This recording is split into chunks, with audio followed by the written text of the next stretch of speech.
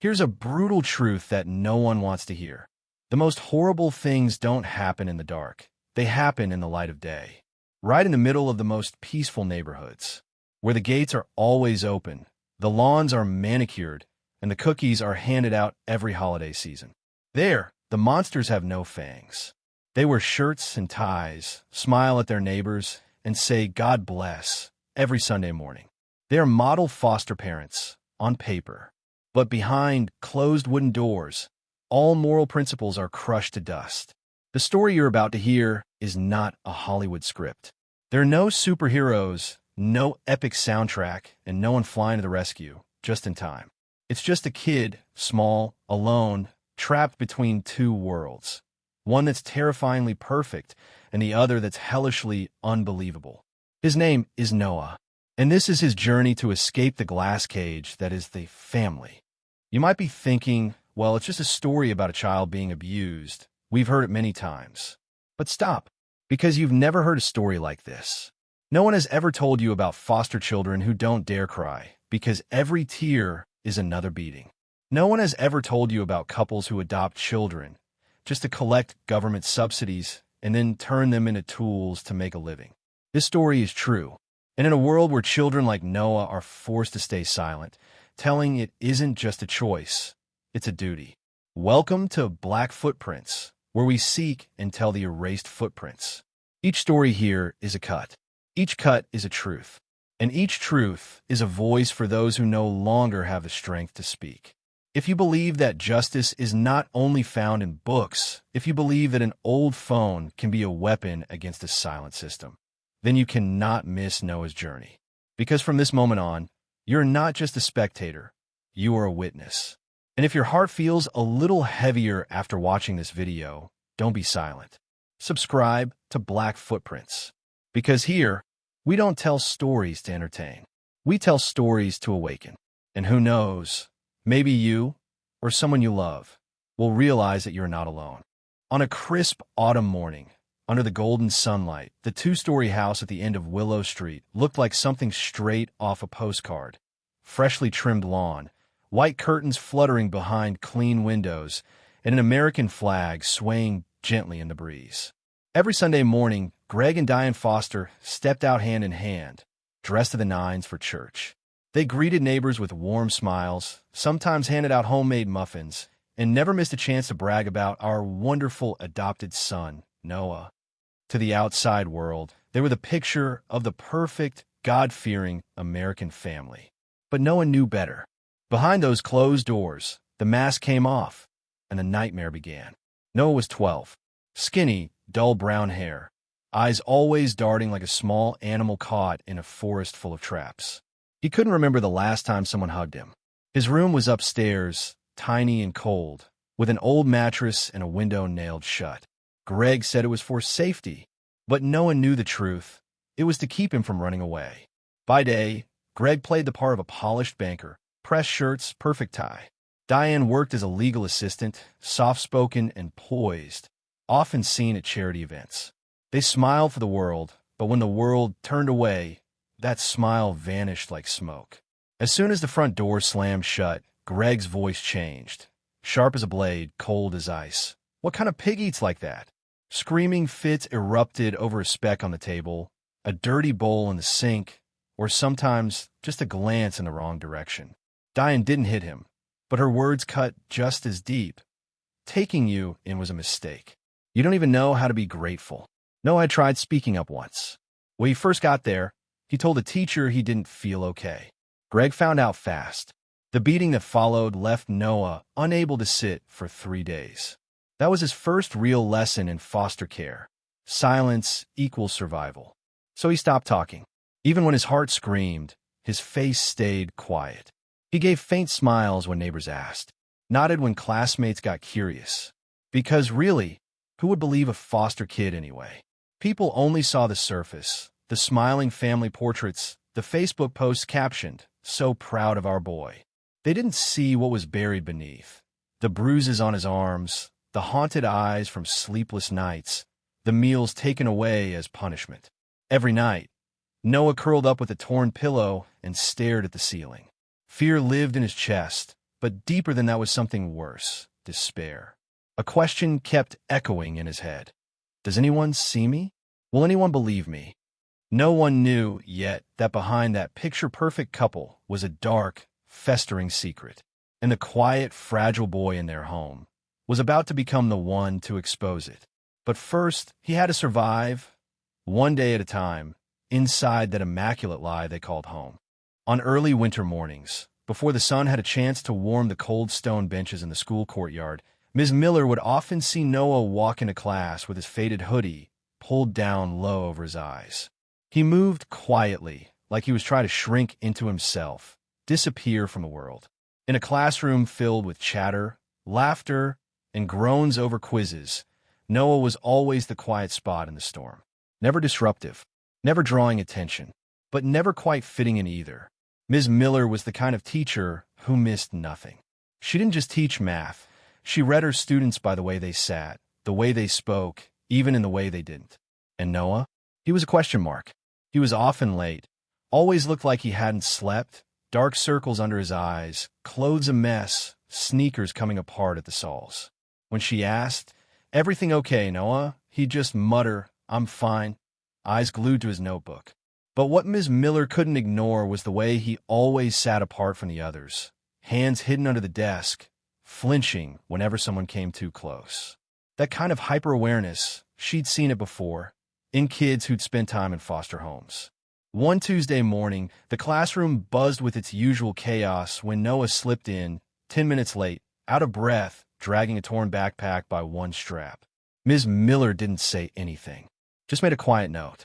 But when he reached up to grab a book from his bag, his sleeve pulled back, and there it was, a bruise, deep purple, stretching from his wrist to his elbow. Her heart clenched. She didn't say anything right then. She knew rushing in would only cause a child to shut down. But for the rest of the lesson, her eyes stayed on him. Noah barely wrote a word. He just stared at the blank page in front of him, lost somewhere far away. When the bell rang for recess, she gently approached his desk. "Noah, can I talk to you for a minute?" "After class." He nodded, expressionless. In the quiet of the empty classroom, she sat across from him. Same hoodie, same guarded eyes, same curled-up posture like he was bracing for a hit. "I just want to know, are you really okay?" Noah stared down. "I'm fine. I saw the bruise on your arm this morning," she said softly, almost a whisper. "Is there anything you want to tell me?" He shook his head. "I hit the table. At home." Ms. Miller had been teaching for over 15 years. She knew what a real accident looked like, and she knew the sound of a lie that had been memorized word for word. But she also knew that pushing too hard only drove kids deeper into silence. Noah was afraid. That she was certain of. But beyond a few bruises, a clipped response, and a sinking feeling in her gut, she had nothing concrete to act on. She watched him leave the classroom, his small frame swallowed by the long hallway. And inside her, something heavy began to stir. The feeling of someone who's seen something wrong, but doesn't yet have the words to name it. "It's okay, Noah," she told herself. "I see you, and I'm not giving up on you."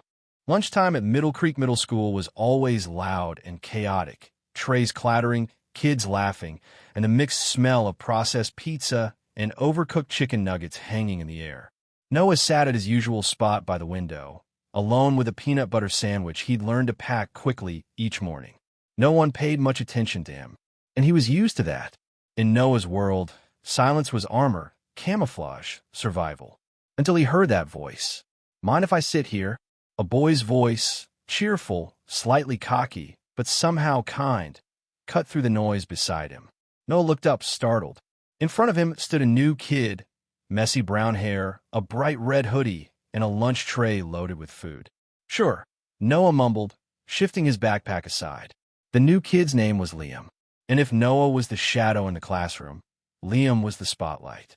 He talked nonstop, cracked jokes, laughed loudly, and shared everything from movie reviews to weird stories from gym class. But Liam wasn't just loud. He noticed things, really noticed. And the first thing he saw in Noah wasn't the quiet. It was the fear. After a few lunches together, Liam finally asked, "Why do you always look like you got hit by a bus, man?" Noah shrugged. "I just don't sleep well." "You got a real home?" Liam asked, more softly this time. I mean, like a real one? The question caught Noah off guard. No one had ever asked him that, and he didn't know how to answer. That day, as they walked home together, Liam said something quietly. I used to be in foster care. Like you. Noah turned to him. How did you know I? Liam gave a half smile. I see the way you flinch when adults walk by. How you never look them in the eye. How you always say I'm fine when it's obvious you're not. Noah didn't respond, but his steps slowed. That family, they fostered me once. Greg and Diane Foster. Liam stopped walking and looked Noah straight in the eye. Noah froze. His heart pounded. You lived with them? Liam nodded. 4 months. Longest 4 months of my life. Greg used to call his belt a teaching tool. Diane didn't need to hit me. Her words could make you wish you didn't exist. I ran away, but no one believed me. They called her a foster care angel. Noah felt his whole body tremble. For the first time, he wasn't alone in his story. Someone else, right there beside him, had walked through the same hell and made it out. Listen, Liam said, placing a firm hand on Noah's shoulder, his voice more serious than ever. If you don't speak up, no one can help. They're good at hiding things. But once someone listens, really listens, things can change. Noah looked at Liam, and for the first time in years, he felt understood, without having to explain, without being pitted, without being pushed. Just understood. From that day on, lunch wasn't so quiet anymore. The walk home didn't feel so lonely. And in the messy, scared corners of Noah's mind, something small began to grow. Hope. Just maybe he didn't have to fight this battle alone. That night, Noah broke a bowl while doing the dishes. Just a plain white bowl with a blue rim. One of dozens stacked neatly in the Foster's kitchen cupboard. But to Greg, it wasn't just a bowl, it was an excuse. He roared like thunder, face flushed red, hand flying before Noah could even say sorry. The slap landed hard, knocking Noah backward into the wall. Then came the pounding on the table. The string of curses spat out with pure hatred. Diane stood nearby, arms crossed, watching coldly like it was just another nightly performance she didn't want to miss. Noah clenched his teeth, refusing to cry. He had learned the hard way. Tears didn't make adults stop. They only hit harder. Upstairs, his left arm tingled, a bruise already forming down his forearm. But this time, something was different. Noah wasn't going to suffer in silence anymore. Liam was right. Without proof, his words were just echoes in a blind, deaf system. Noah pulled out the old phone he kept hidden in a drawer. Cracked screen, chipped corners, no SIM card, but the camera and recorder still worked. He lifted it and snapped the first photo, a purple-blue bruise winding across his arm. Then another, of his own face in the mirror, swollen cheek, fear in his eyes. Not for sympathy, but for truth. To prove the pain was real. The next night, he slipped the phone under his pillow, hit record, and let it run through the dark. He didn't have to wait long. Greg, as usual, was drunk and angry. That nosy bitch at school keeps asking questions. We need to shut that kid up. Then came the sound of a chair crashing against the wall, a glass shattering on the floor. And finally, a confession Noah never expected. As long as we got the kid, the checks keep coming. Noah sat up in the darkness. His chest tightened, but for the first time, he felt something unfamiliar, power. Not the kind grown-ups used to scare and control. This was different. This was the power to speak. But voice recordings weren't enough. He needed more. He remembered the locked drawer in Greg's office, the one he wasn't allowed near. He knew he had to get in, and he knew he had just one shot. 3 nights later, at 9 p.m., Greg was passed out on the sofa, an empty beer can rolling at his feet. Diane was in the bathroom, water running. Noah crept down the stairs, heart pounding like war drums. He eased open the office door, quiet as a cat. The desk lamp cast a sickly yellow glow over a pile of papers. He dug through the drawer, receipts, statements, letters from child services, and then a brown file folder labeled foster care funds. Inside were bank statements, spending on designer shoes, restaurants, even a weekend resort getaway. Noah pulled out his phone and began snapping pictures, his hands shaking, breath shallow, hard in his throat. Then, footsteps. Getting closer. Panic surged through him. No time. He stuffed the papers back, switched off the lamp, and slid under the desk. The door opened. Light flooded in. Greg stepped inside, grumbling about his missing car keys. He rifled through the drawer, grabbed a keyring, and paused, eyes scanning the room, a breath in. But then, he turned, muttered something, and shut the door. Noah didn't exhale until the footsteps faded entirely.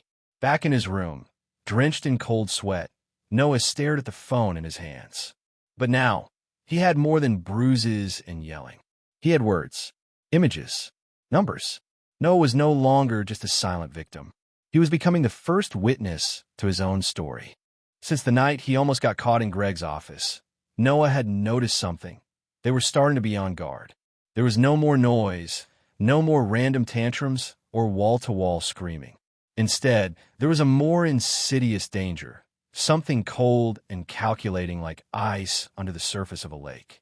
Diane began to act, not in a subtle way, but in a ridiculous way. She came into the school on Monday morning with a tray of freshly baked cookies, smiling and handing them out to each teacher. "We felt like we needed to do something for the people who helped Noah adjust," she said, her eyes welling up as if she were talking about her own child. One parent-teacher whispered to Mrs. Miller in the break room, "What a great foster mom, huh?" Noah sat in the back of the classroom, quietly crumbling the cookie that had been shoved into his hand. With every look of praise Diane received, he felt as if he were being pushed further away from the truth. They didn't see what was going on behind closed doors. They only saw the one who could smile at the right time and say the right thing. Greg didn't lie still, either.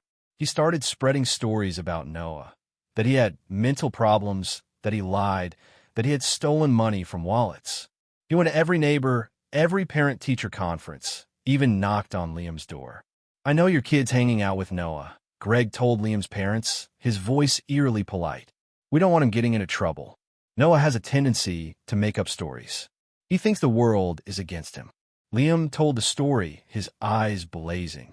"My dad doesn't believe him," he said, "but he told me to be careful. Greg's trying to break things up." Noah felt a chill run down his spine. The walls around him were closing in. Then, one evening, Noah overheard Greg and Diane talking in the kitchen. "We should move. Move to another district. Get over with. What about Noah? Change schools, change records. As long as no one digs too deep, it'll be fine." Noah's blood ran cold as he listened. If they left, everything he'd collected would be for nothing. All the evidence, all the injuries, the recorded voices would disappear along with the old address. But luckily, Noah wasn't alone. The next day, Noah went to see Mrs. Miller, not quite but enough, that he felt threatened, that something was wrong at home, that maybe they were planning to disappear. Mrs. Miller didn't ask any more questions. She just nodded, and that afternoon, an official report was filed with Child Services. The move was immediately suspended until a more thorough investigation could be conducted. That night, Greg banged on Noah's door. No words, but his gaze was like a knife. And Noah knew he was being watched closely. Noah felt suffocated. Everything around him was like a glass cage, a place where nothing was real except fear. School was no longer a safe place. The neighbors avoided his eyes. The teachers smiled awkwardly. Only Liam was still there. They sat together in the empty schoolyard in the late afternoon, the wind chilly, the yellow leaves rustling around their feet. Liam looked straight at Noah, his voice firm. "You can't give up. I know we're fighting with a perfect mask, but I swear, underneath that mask, there's the truth. And the truth can't be hidden forever. We're going to fight to the end." "Okay." Noah looked at his friend, his throat tight. In all the lies, Liam's eyes were the only thing that was real. And in that moment, Noah knew hope was still alive. The courtroom that morning was unlike any Noah had ever entered. It was huge. High ceilings, cold wooden walls, benches lined up to witness the truth. Noah sat silently beside Ms. Miller, his hand cold in her warm palm. Across the room, Greg and Diane Foster sat neatly dressed, Greg's face solemn, Diane weeping softly, clutching a tissue as if it were some tragedy no one else could understand. And perhaps, if they didn't know the truth, anyone who looked at them would have believed it. Greg's attorney rose to open his defense with a powerful speech about forgiveness.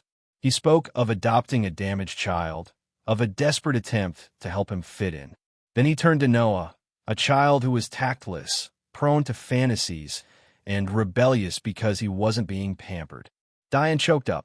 We just wanted the best for him, but he never trusted us. It was all scripted, and with each word, Noah felt himself shrink, as if they were strangling the truth with some cleverly crafted story. But then the judge turned to him. Noah, do you have anything to say? The air in the room froze. Noah stood up, his heart pounding, his knees shaking slightly. He looked straight at Diane, her eyes still glistening with tears. Then at Greg, his face hard as stone. And finally, he looked at the judge. They're lying, Noah said, his voice low, but clear as a bell in the middle of the night. The room fell silent. They act like they care, he continued, but they don't. At home, they yell. He hits. She watches. And when no one's looking, I'm just something they own. He pulled an old phone from his pocket, scratched screen, faded case. But inside was an undeniable truth. He handed it to the court clerk, along with the file Ms. Miller had helped print. Pictures of the bruises, the recordings, and photos of the financial documents. Greg said it himself. Noah said, his voice growing firmer. As long as we got the kid, the checks keep coming. I recorded it. It's all there. Greg's attorney stood up to retort, but the judge raised his hand for silence.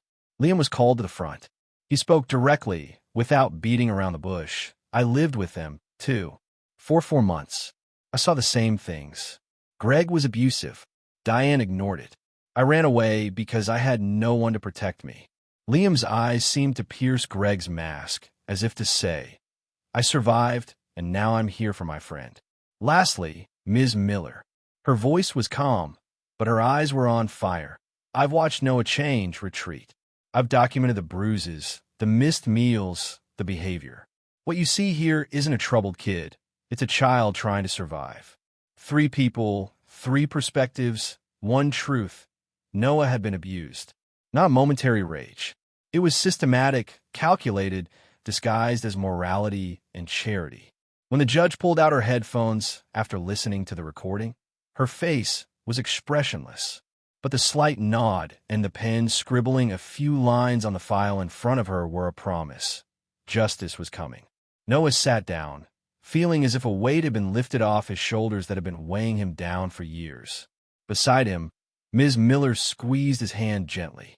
Liam smiled, a small but radiant smile, not because it was over, but because he knew the truth had finally been heard.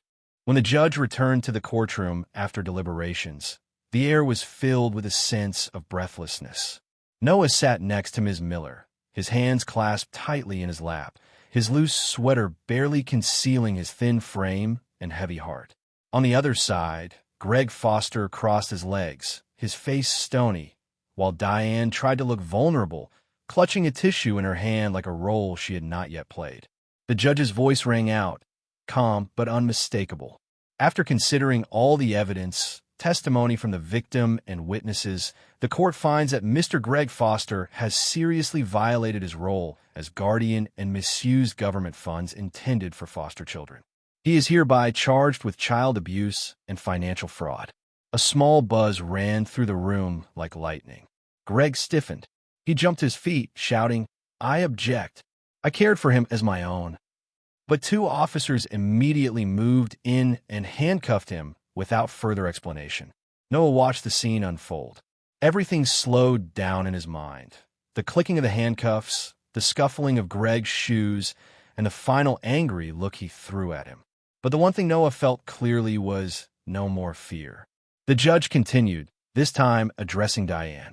Diane Foster, as co-guardian, is prohibited from adopting any children until the investigation into her involvement is complete. Psychiatric monitoring will be instituted immediately. Diane burst into tears, but they weren't tears of remorse. They were tears of everything she'd built up in one morning. When the verdict was read, Noah should have felt relief. Instead, he felt a hollowness in his chest, like someone had just ripped the rest of him out. Even though Greg and Diane had never been a real family, they were what he had learned to call home over the years. Another place lost. Another time being pushed away from what he had called home. He stood quietly, waiting for the welfare worker to come and take him away like he had before.